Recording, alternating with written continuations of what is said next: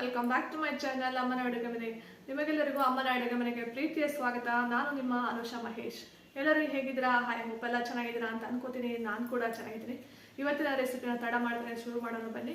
ಇವತ್ತಿನ ರೆಸಿಪಿ ಏನಪ್ಪ ಅಂತಂದರೆ ರಾಗಿ ಚಪಾತಿನ ಮಾಡ್ತಾ ಇದ್ದಾರೆ ಅಮ್ಮ. ಎಲ್ಲ ರಾಗಿ ರೊಟ್ಟಿನ ತಿಂದಿರ್ತೀರ, ಆದರೆ ರಾಗಿ ಚಪಾತಿನ ಯಾವ ರೀತಿ ಮಾಡೋದು ಅಂತ ಗೊತ್ತಿರಲ್ಲ. ಬನ್ನಿ, ರಾಗಿ ಚಪಾತಿನ ಯಾವ ರೀತಿ ಮಾಡ್ತಾರೆ, ಹೇಗೆ ಮಾಡ್ತಾರೆ, ಅದಕ್ಕೆ ಬೇಕಾಗಿರುವ ಸಾಮಗ್ರಿಗಳು ಏನೇನು ಅಂತ ನೋಟ್ ಮಾಡ್ಕೊಳ್ಳೋಣ ಬನ್ನಿ. ಮೊದಲಿಗೆ ನಾನು ಅರ್ಧ ಕಪ್ ಆಗೋಷ್ಟು ರಾಗಿ ಹಿಟ್ಟನ್ನು ತೊಗೊಂಡಿದ್ದೀನಿ. ಈ ರಾಗಿಗೆ ಮೀಡಿಯಮ್ ಕಪ್ನಲ್ಲಿ ಅರ್ಧ ಕಪ್ ಗೋಧಿ ಹಿಟ್ಟನ್ನು ಹಾಕ್ಕೊಂಡಿದ್ದೀನಿ. ರುಚಿಗೆ ತಕ್ಕಷ್ಟು ಉಪ್ಪು ಇಷ್ಟನ್ನು ಹಾಕ್ಕೊಂಡು ಚೆನ್ನಾಗಿ ಮಿಕ್ಸ್ ಮಾಡ್ಕೊಳ್ಳೋಣ. ನಂತರ ನೀರನ್ನು ಹಾಕ್ಕೊಂಡು ಸ್ವಲ್ಪ ಸ್ವಲ್ಪ ಕಲಿಸ್ಕೊಳ್ಳೋಣ. ಒಂದೇ ಸಲ ನೀರನ್ನು ಹಾಕೋಕೆ ಹೋಗ್ಬಿಡಿ. ನಾವು ರೊಟ್ಟಿ ಮಾಡೋದಾದರೆ ನೀರನ್ನು ಜಾಸ್ತಿ ಹಾಕ್ಕೊಂಡು ತೆಳ್ಳಗೆ ಕಲಿಸ್ಕೋಬೋದು. ಆದರೆ ನಾವು ಮಾಡ್ತಾ ಇರೋದು ಚಪಾತಿ, ಅದಕ್ಕೆ ನೀರನ್ನು ಸ್ವಲ್ಪ ಸ್ವಲ್ಪ ಹಾಕ್ಕೊಂಡು ಹಿಟ್ಟನ್ನು ಕಲಿಸ್ಕೋಬೇಕು. ನೋಡಿ ಯಾವ ರೀತಿ ಕಲಿಸ್ಕೊತಿದ್ದಾರೆ ಅಮ್ಮ. ಒಂದೇ ಸಲ ನೀರನ್ನು ಹಾಕ್ಕೊಂಡಿಲ್ಲ, ಪದೇ ಪದೇ ಸ್ವಲ್ಪ ಸ್ವಲ್ಪ ನೀರನ್ನು ಆ್ಯಡ್ ಮಾಡಿಕೊಂಡು ಎಲ್ಲ ಹಿಟ್ಟನ್ನು ಕಲಿಸ್ಕೊತಿದ್ದಾರೆ. ನೋಡಿ, ಹಿಟ್ಟು ರೆಡಿಯಾಗಿದೆ. ಈ ರೀತಿ ಹಿಟ್ಟನ್ನು ಕಲಿಸ್ಕೋಬೇಕು.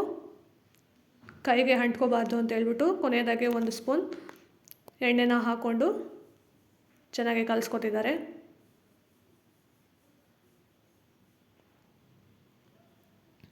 ಈ ರೀತಿ ಎಲ್ಲ ಕಡೆ ಸ್ಪ್ರೆಡ್ ಆಗೋ ಹಾಗೆ ಚೆನ್ನಾಗಿ ಕಲಿಸ್ಕೊಂಡು ಇಟ್ಕೋಬೇಕು. ಇದನ್ನ ಸ್ವಲ್ಪ ಹೊತ್ತು ಇಡುವಂಥ ಅವಶ್ಯಕತೆ ಇಲ್ಲ. ಹಿಟ್ಟು ಕಲಸಿದ ತಕ್ಷಣವೇ ನಾವು ಚಪಾತಿನ ಮಾಡೋಣ. ಈ ರೀತಿ ಉಂಡೆ ಮಾಡಿಕೊಂಡು ಗೋಧಿ ಹಿಟ್ಟಿನೊಳಗಡೆ ಹತ್ಕೋಬೇಕು. ಚಪಾತಿ ಮಣೆಗೆ ತೊಗೊಂಡಿರುವಂಥ ಹಿಟ್ಟು ಅಂಟ್ಕೊಳ್ಳುತ್ತೆ ಅಂತ ಹೇಳ್ಬಿಟ್ಟು ನಾವು ಚಪಾತಿ ಮಣೆ ಮೇಲೆ ಒಂದು ಪೇಪರನ್ನು ಹಾಕ್ಕೊಂಡಿದ್ವಿ. ಡೈರೆಕ್ಟಾಗಿ ಮಣೆ ಮೇಲೆ ಹಿಟ್ಟನ್ನು ಒತ್ತೋದ್ರಿಂದ ರಾಗಿ ಹಿಟ್ಟು ಮಣೆಗೆಲ್ಲ ಅಂಟ್ಕೊಬಿಡುತ್ತೆ. ಅದಕ್ಕೆ ಈ ರೀತಿ ಒಂದು ಪೇಪರನ್ನು ಹಾಕ್ಕೊಂಡು ಲಟ್ಟಿಸ್ಕೊಳ್ಳಿ. ಮಧ್ಯೆ ಮಧ್ಯೆ ಈ ರೀತಿ ಗೋಧಿ ಹಿಟ್ಟನ್ನು ರಾಗಿ ಹಿಟ್ಟಿನೊಳಗೆ ಹತ್ಕೋತಾ ಇರಬೇಕು, ಇಲ್ಲಾಂದರೆ ಲಟ್ಟಣಿಗೆ ಹಿಟ್ಟು ಅಂಟ್ಕೊಬಿಡುತ್ತೆ.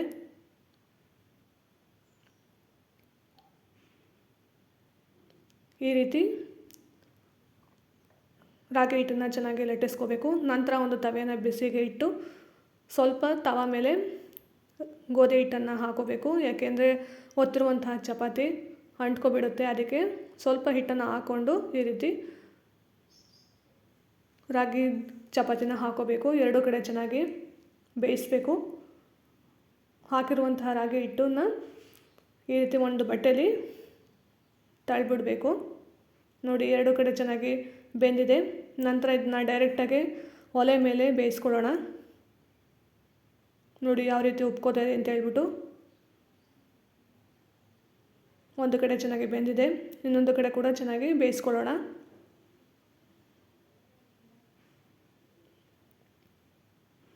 ಎರಡು ಕಡೆ ಚೆನ್ನಾಗಿ ಬೆಂದ ನಂತರ ನಾವು ಒಂದು ತಟ್ಟೆಗೆ ಟ್ರಾನ್ಸ್ಫರ್ ಮಾಡ್ಕೊಳ್ಳೋಣ. ಇದಕ್ಕೆ ನಾವು ತುಪ್ಪನ ಹಾಕೋತಾ ಇದ್ದೀವಿ. ತುಪ್ಪ ಇಲ್ಲಾಂದರೆ ಎಣ್ಣೆ ಯಾವುದಾದ್ರೂ ಹಾಕೋಬೋದು. ನೋಡಿ ರಾಗಿ ಚಪಾತಿ ಯಾವ ರೀತಿ ರೆಡಿಯಾಗಿದೆ ಅಂತ ಹೇಳ್ಬಿಟ್ಟು. ಇದನ್ನು ನಾವು ಸೊಪ್ಪಿನ ಪಲ್ಯ ಜೊತೆಲಿ, ದಾಲ್ ಜೊತೆಲಿ, ಚಟ್ನಿ ಜೊತೆಲಿ ಯಾವುದ್ರ ಜೊತೆ ಬೇಕಾದರೂ ತಿನ್ಬೋದು. ತುಂಬಾ ಚೆನ್ನಾಗಿರುತ್ತೆ.